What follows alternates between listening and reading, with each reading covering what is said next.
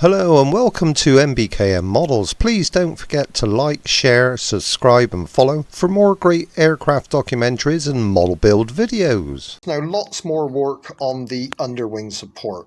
As you can see, the ribs are assembled in two halves, but this is only on the underwing support, alright? I'm building the airframe here, which the bracing pieces on it give it a lot of strength. Now what I've done is added an extra piece onto the leading edge because it landed up flush with the edge of the ribs, and I want a nice curve on there. So I've added an extra piece on. All right, and like I said, the bracing pieces are good. You can see there where I've printed off part of the plan, cut it out and stuck it on the wood. All right, I'll probably remove some of it when it's done, but only when it's done. Now, one of the ribs, this is all to help with the all-up weight, the flying weight, is built out of 3/16 square. All right, and you can see there, you build one half of the rib and then you build forward and aft. All right, forward and aft. All right, on the ribs, and the center section is cut out of the others for the all-up weight. Very good build. I'm reading the drawing. Yeah, it all becomes clear once you start building. I mean, some of the drawing I couldn't make out. All right, but once you start building, it starts to come clear. So I'm quite pleased with the way this is gone. Lots of strength in it. I mean, once it's all done, I've got to fit this to that, which may be a different matter because things move. With any prefabricated sub-assembly, it moves. And there was a lot of movement on the fuselage, all right, which I've had to stick in extra bracing pieces. The aft of the fuselage was pretty much plain sailing compared to forward at the front. All right, not that easy at the front of the fuselage. Lots of movement, lots of things had to be changed. But with this, hopefully this will fit straight into that. Yeah, enjoying the build though, and I'm very pleased with it. I've put these pieces in, they've got to be cut off. It's to do with the structure, and I cut them back a bit too much. I mean, we all make mistakes, and in all of it is how well you put those mistakes right in a way. I wasn't going to cut another two pieces to go on here. No, it would just cost too much money. I went to local DIY, do it yourself, a while ago. If you're in the UK, this was B&Q. All right, and I picked myself up. I've been looking at one for quite a long time. I picked up a gas soldering iron. Yeah, it's a gas blowtorch. I kept calling it a blow lamp, but it's a very old word. That, I mean, my dad had one, and it was the old Primus one, and you had to do this, pump this sort of thing on it, and then it would burn like unbelievable burning force on it. But I kept calling it a blow lamp, and all these younger staff they had, even the woman my age, didn't know what I was talking about. So we didn't change that to blowtorch, and I found it. But buying a blowtorch is a little bit overkill because I bought the steel wire because I want to make another one of these. In America, you call it custom. In the UK, we call it scratch built. So custom scratch built RC undercarriage. All right. I bought myself a FlySky 6-channel radio control. So the channels are there to do this. All right. And it quite interested me. I saw on one YouTube video where a guy called, I can't remember his name now, he makes custom retracts, all right, and he makes a very good job of it, all right, so I thought I'd have a go myself. So there's custom retracts on the Envoy.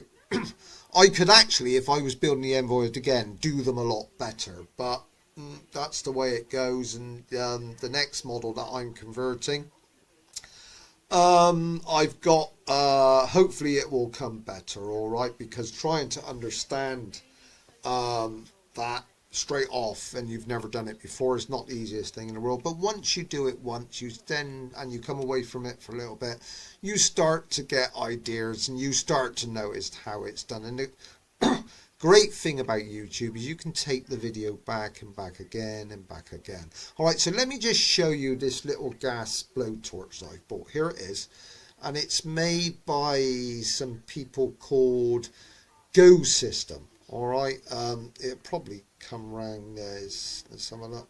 Yeah, let's have a look. Can you see that? Hang on. Can you see that? Okay. It's a bit in the light. Go System. All right. What you do is you light your. This is lighter for the gas. There we go. And there it is. Look. All right. Okay. Wonderful. And it's got a little thing to vary the flame. All right. Okay. And then I'll turn it off. It fills up with lighter gas or the camping gas, like cartridge things. All right, you can fill it up with that. That's at your own risk. All right, don't quote me on that. Please don't come back to me. Say I fill it up and then go right. That's only me suggesting. All right, okay. So you find out the right one to fill it up with, and you do it. All right, but here's the soldering iron that comes with it. All right, I won't strip it down and put it back together. I had to actually nowadays they don't give you the full instructions, do they? Do you know what I mean? They don't give you the full instructions, and you've actually got to go online to find them. But I found it, and it sits on there. It screws on. It's got like a like a screw thread, and then you take that out and change it around, and then the gas comes out the sides, and then it heats it all up. All right, but nonetheless, I mean, what I wanted this for was not necessarily soldering. It was for it's for bending wire. All right, yeah, bending wire, because with this it means I can heat the wire up, all right, past cherry red to yellow, and I can build very, very small angles, all right, on small bits of wire, and this will enable me to do it. All right, so yeah, it's cool. All right, I like it. I haven't used it yet. All right, I'll let you all know what it's like when I've used it. All right, I don't have the jigs here, which you do. I mean, I used to be an aircraft fitter. I started at Rolls-Royce when I was 16 years old. I was only just 16. I left school at 15. My birthday was in the holidays, so I was out at 15. And I started at Rolls-Royce 16, a couple of weeks old, all right? And I did the full old-fashioned apprenticeship until I was 20. And at Rolls-Royce, I then stayed there for a further 2 years. So at Rolls-Royce, I worked on aero engines. I worked on Pegasus for Harrier jump jets, Olympus Industrials, and RB199 for Tornadoes. Okay, so more than likely, some of those GR1s that were in Gulf War One, I would have worked on the engine parts. Okay, I then left. I did a few things, and then I returned to Aircraft Plastics, where I worked on Tornado drop tanks, which are the large composite fuel tanks that sit under the wing. So I did a bit with Aircraft Plastics, but I had an inspection job in that factory, where I would test the tanks. I would test aircraft drop tanks. Okay. What happens is they give the aircraft a longer range, and then when the fuel's spent, they jettison them. All right. Simple as that. From there, I went to British Aerospace, where I worked on A320 wings leading edge. I did that for a year, and then what happened then? I was transferred onto VC-10s, okay, Vickers VC-10s.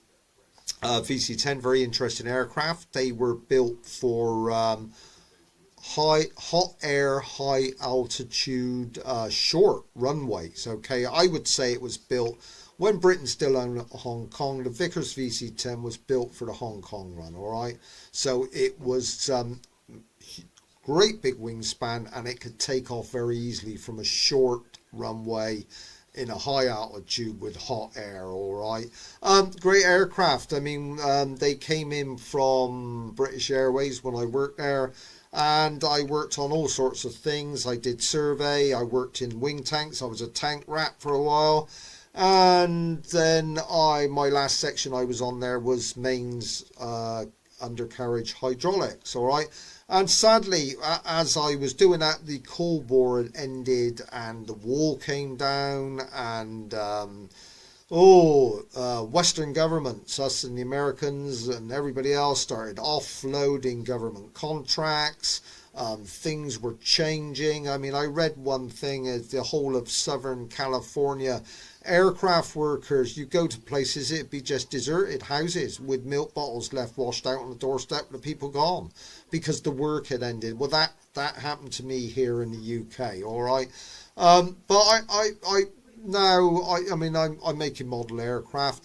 I tend to make the model aircraft a bit like you'd make a real aircraft, all right? I am a model maker. I made models before I was an apprentice, and then had quite a long gap where I didn't make them from about 13 to about late 20s because I was doing Army Reserve and all that sort of thing, social life, etc. And I returned about 28, but nowadays I build models and I do an aircraft documentary every day.